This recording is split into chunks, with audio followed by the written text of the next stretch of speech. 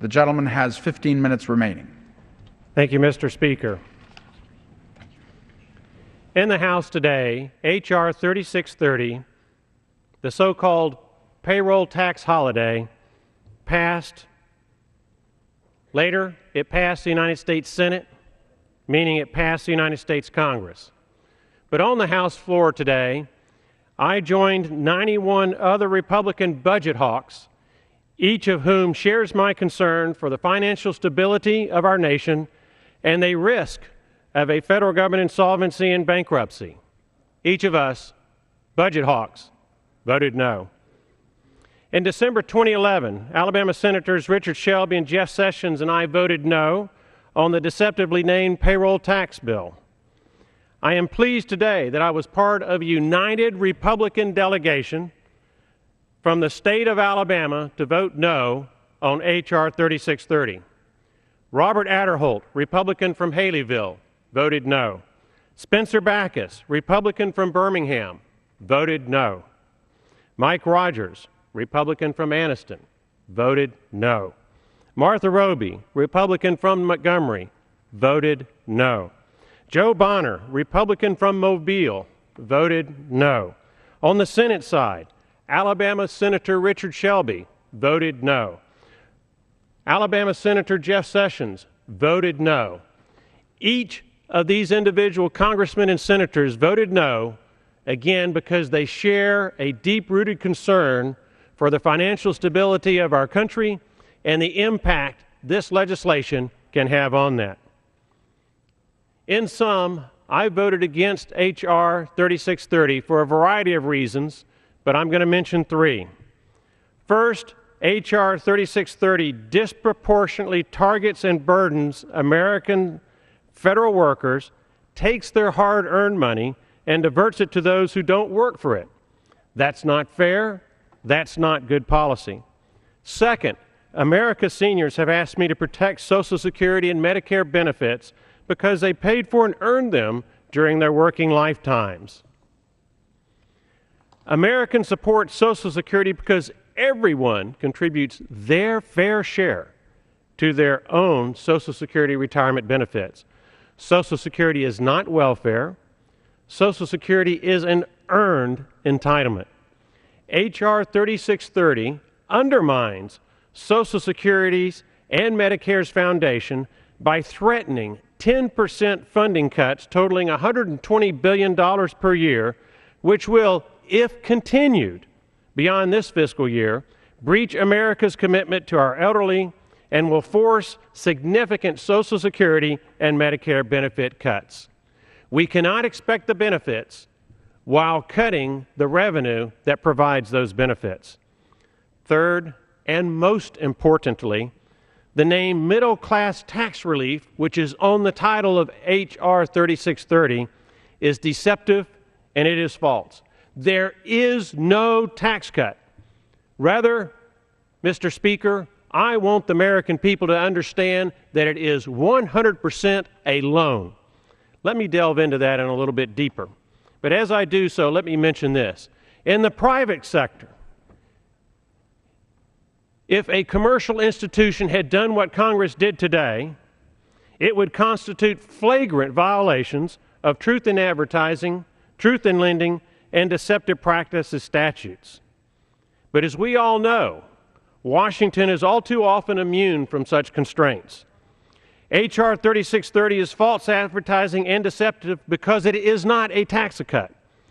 H.R. 3630 is a loan that risks America's solvency, in which the American people must pay back with interest.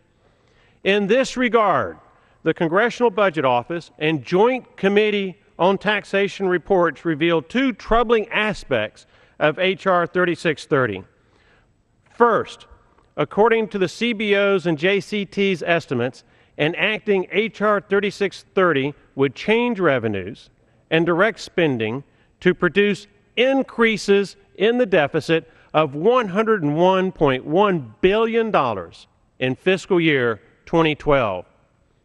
$101.1 billion in fiscal year 2012, and we're already 4 or 5 months through with this fiscal year. So that gives you an idea of what it's like for the remainder.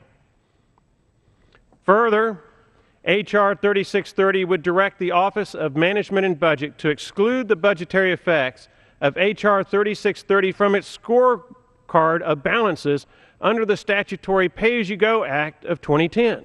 So what is H.R. 3630 doing? Well, it's instructing the Office of Management and Budget to not count the deficit impact of this legislation on its full scorecard of balances. In sum, the Congressional Budget Office report confirms that every penny of so-called tax cut must be paid back with interest. Now, where I come from, if you're giving money that you have to pay back with interest, that is called a loan. And that is exactly what the American people will have to do. My parents taught me about debt. Debt never rests. Debt is working against you 24 hours a day, 7 days a week, 52 weeks a year, for however many years it takes you to pay it off in full. Too much debt enslaves you. Your creditors and your debt become your masters. You become their servant. This is what debt does to every American family, and it is doing that slowly but surely to America. As you all know, we blew through the $15 trillion debt mark in November of 2011, and sometime this year we're going to blow by the $16 trillion debt mark. That debt is not free. There is no free lunch. According to the CBO report, H.R. 3630 racks up debt at the rate of over $12 billion per month in FY 2012. Now, if I'd had a printed copy of H.R. 3630, but you know the speed of this place sometimes does not empower you to have that. According to the CBO report, if we were to have printed H.R. 3630 on sheets of gold, which we probably should have, because it cost American taxpayers roughly $500 million per page in additional debt burden and payments. That's the cost of that bill per page. Why would Washington do this to America? What is Washington's motive for this deception? Why don't we call things what they are? Why do we call a payroll tax rather than a Social Security and Medicare funding tax, which is what it really is? The answer is simple. Poll data, pandering to voters, and the 2012 elections. Why does Washington use the phrase payroll tax rather than what so-called payroll taxes are, Social Security and Medicare funding taxes?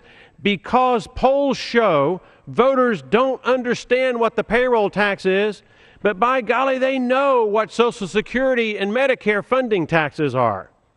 Yet 100% of the so-called tax cuts in H.R. 3630 are cuts to Social Security and Medicare funding taxes. In other words, Washington politicians use the phrase payroll tax because they know using the more accurate phrase Social Security tax would cause American voters to rise up to protect our Social Security and Medicare system. Worse yet, H.R. 3630 deceives America's working families into believing they are reaping a windfall, when in fact they are being saddled with a burden that will hamstring our children, grandchildren, and America's future with another layer of heavy, taxing, onerous debt. What Washington won't tell the American people is that H.R. 3630 is another debt-busting bill that further empowers China and other American creditors to become our master, while enslaving America and the American people with generations of oppressive debt-burden payments. Mr. Speaker, America yearns for leadership that involves adult, mature conversations with American voters about the financial condition we are in and what H.R. 3630 is really about. There are simply too many in Washington who pander to voters in an election year for political gain. H.R. 3630, Mr. Speaker, I would submit represents the worst of Washington, not the best, and not what the people deserve. I cannot speak for other congressmen, but as for me, today, I and 90 other Republican budget hawks stood strong for America's future. We voted to kill H.R. 3630, stop the deception, stop pandering to voters, and save America from another mountain of oppressive debt that threatens us with insolvency and bankruptcy. Mr. Speaker, I yield the remainder of my time. Gentleman yields back.